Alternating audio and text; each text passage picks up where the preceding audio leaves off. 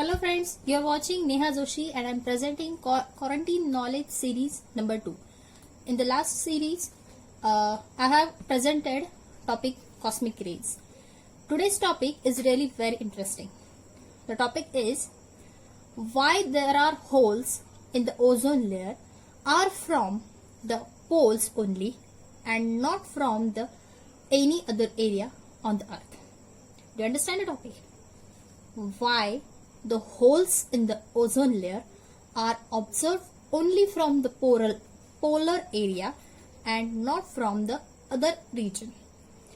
So first of all, let's try to understand what is the ozone layer. Ozone layer that protect our mother earth from the sun's ultraviolet radiation. It contains the high concentration of ozone, and that ozone layer is depleted due to the CFC, means chlorofluorocarbon, mainly due to the industrial activities and pollution, which causes air pollution and which leads to damage the ozone layer. So scientists have observed that these ozone holes are only above of the pole and not from the any other area. So we also think that why it would be happen, and what's the reason behind it? Scientists try to find the reason behind it, but they are still finding it.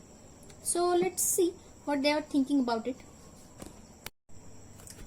So in early 80s, scientists observed that there is a drastic depletion of ozone in the atmospheric layer over the Antarctica, and the depletion was found to be periodic, far greater than expected from the other calculations of the chlorofluorocarbon effect.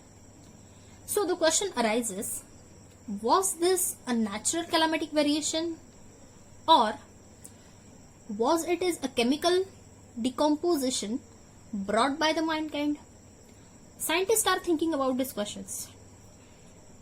In spite of the pioneering research by the many researchers, among them Paul J. Christian, Mario Molina, and F. Sherwood Rowland was shared the 1995 Nobel Prize for Chemistry and